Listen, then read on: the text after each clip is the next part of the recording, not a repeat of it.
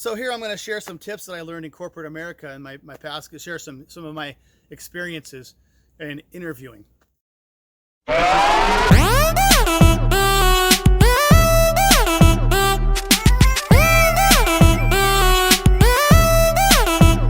it out.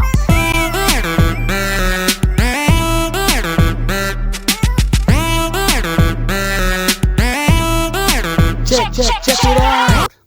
All that legal stuff.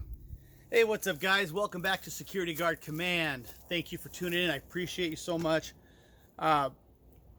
Today I wanted to share something that I hope will be helpful to at least the security company owners. This is something that I learned that I want to share my experiences working in corporate. I worked for a large cell phone company. I worked for Singular Wireless, and then they were merged with AT&T, and I became a call center manager. I started out as a customer service rep, and I ended up becoming a call center manager. And AT&T ended up spending quite a bit of money on my training, and I learned a few things. One of the things I learned was how to interview people for hire. And so I wanted to share some of the techniques that they use, and hopefully they'll help you guys. Maybe you know this already, but I wanted to share this. So Mike Alvarez has recently shared a couple of videos detailing some of his recent interviews that didn't go quite so well. The people he interviewed, they just weren't good candidates at all. And so hopefully this will help weed out some of those candidates. So when you interview somebody for a job, do a multi-step process. Initially, have them send you a resume. Look over the resume. If you like the resume, give them a call. And have somebody else give them a call. Have like one of your trusted employees or a supervisor give them a call, and just get a good feel for how they talk and you know, just get a feel for them. And then if the supervisor says, yeah, I think this is a good candidate, then you move to the next step. Otherwise, I would say just weed them out right then and there. Next step is going to be what's called a STAR interview. And what a STAR interview is, it's a series of behavioral questions that you ask. And I provided a PDF that you can download and print freely that I put together with 10 questions. And you'll want to pick 5 questions off this sheet to ask. And your goal is to get at least 4 of those 5 questions answered with a STAR. And what a STAR is an acronym. STAR stands for situation, task, action, and resolution. And so their answer must have all 4 of those components in their answer. So they have to give you the situation in their story. They have to give you the task that they were tasked with, the actions that they took, and then the resolution. And when you get all 4 of those, you can be pretty confident that their story is real and that they're not just making it up.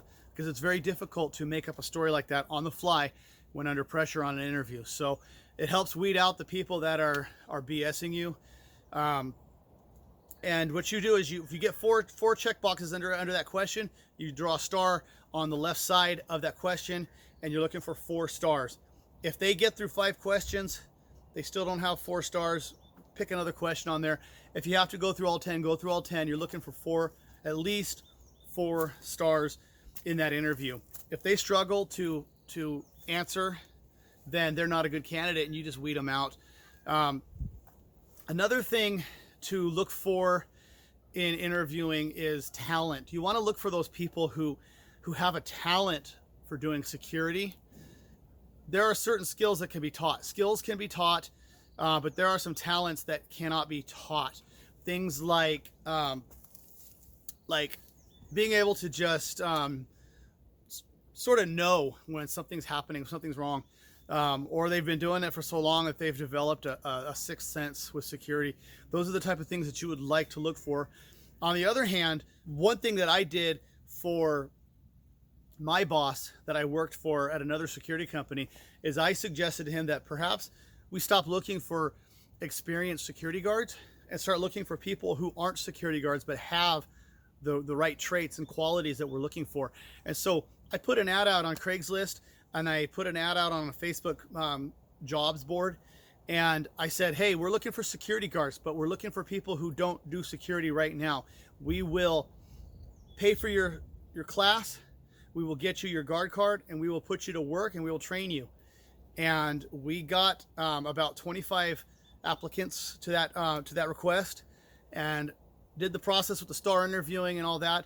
And we ended up with about 5 people that we narrowed it down to. And we ended up hiring 3 of those people, and we ended up paying for their guard card, getting their class done, getting their 40 hours out of the way. And then we put them to work on an unarmed position at first, and it worked out pretty good. I mean, we had people that never thought they would do security. They found out they actually enjoyed it. They had a skill for it. They had a talent for it.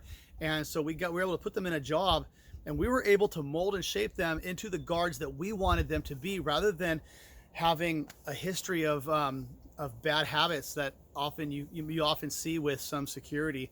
You can always try to work those bad habits out, but a lot of times bad habits are really hard to change, especially with an employee. So, that worked out in that case, and it's something to consider. But with the STAR interview process, really helpful to stick to a very routine and uniform process for every applicant. And also another thing this interview process helps you do is avoid those illegal questions that you come across when you're interviewing. In a lot of laws regarding labor and whatnot, when you're interviewing somebody, you are not allowed to ask certain questions that indicate status on protected classes. For example, you can't ask a question that where the answer would be how old they are, because you can't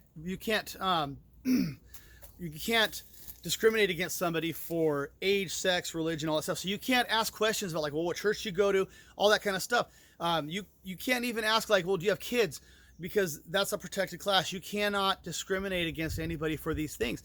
Are you married? That kind of stuff. So when you do the STAR interviews and you stick to those list of questions, it really helps you to avoid any sort of problems. Because if you don't hire that person and you happen to ask them a question that revealed one of those answers that identifies them as a protected class, they could potentially come back at you and sue you for discrimination. And so this really helps to keep you in line with your interview process. You don't want to ask these particular questions, because it can get you into some hot water. So avoid questions that ask about their families, about their if they have kids, et cetera, et cetera. You just want to stay away from all those questions. You want to keep the questions as neutral as possible, so you're not discriminating, or you're not accused of discriminating. Your intentions may be pure, but if they decide that, well, he didn't hire me because I told him that I had kids, because he asked a question that led up to that answer, they could potentially say you discriminated against them. So just avoid that. But anyway, I put the links in the description for the download of the instruction sheet for STAR interview, and I gave you a sample STAR interview that you're free to use. It's got a list of 10 commonly asked questions in the STAR interview process. And when you do this interview process, don't make it a surprise to the interviewee that you're doing a STAR interview. Tell them, explain how it works, tell them what kind of answers you're looking for, because they're not going to be able to lie on the spot and give you a STAR answer. It's going to be very difficult for them. So explain to them, what I'm looking for is an answer that has a STAR, and what STAR stands for, and you give them the acronym: situation, task, action, resolution. You say, I want all 4 of those things in each answer. So tell me about a time when you faced a difficult situation. What did you do, and how did you resolve it? That's an example of one of the questions. And then you want to look for an answer, and I'll give you an example. Well, I faced a difficult situation where I had two things going on at a job site. I had a guy digging through the trash on one side of the parking lot, and then I had a car alarm going off the other side, and I had to figure out which one to look at first, because the owners of the property wanted people to stay off the property and not dig in the trash due to liability, because there's a lot of potential for injury in the trash cans. But there's also a car alarm going off that could potentially be somebody breaking into a car. So I had to decide and prioritize the situation. So what did I end up doing was I called out verbally to the guy in the trash, said, hey, I need you to get out of the trash. I need you to leave the property. And then I turned and I analyzed the situation where the car alarm was going off, and I was able to determine that it was just a false alarm. Directed my attention back to the guy in the trash. He was already climbing out of the dumpster and he started leaving. So I was able to resolve both situations, even though it initially presented itself as a difficult situation. It ended up working itself out by multitasking and coming up with a way to address both issues simultaneously. That's an example of a star answer. Now, if somebody says, oh, I would go over to the guy in the trash can, talk to him, and then I'd run over to the car. See, now when they said I would, that's a hypothetical. They didn't actually do it. They're saying that they would do that if they came across that. They're not giving you a real life example that they've gone through. Another question that could potentially be used is, tell me about a time that you faced an irate person. How did you resolve their problem? And then you look for an answer that gives all the details, the star answer, the situation, the task, which the task in this case would be how to resolve an irate person's problem, the actions they took, and what the resolution was. So these are the things you're looking for in these answers, and these are going to really help you to weed out some of these bad candidates that otherwise appear great. So you're looking for these people that are able to answer these questions properly. With that said, feel free to download the 2 documents that I put in the link in the description down below and check them over. Try them out and let me know if you try them out, let me know how it works out for you. Anyways, I hope you guys have a great day. Stay safe out there.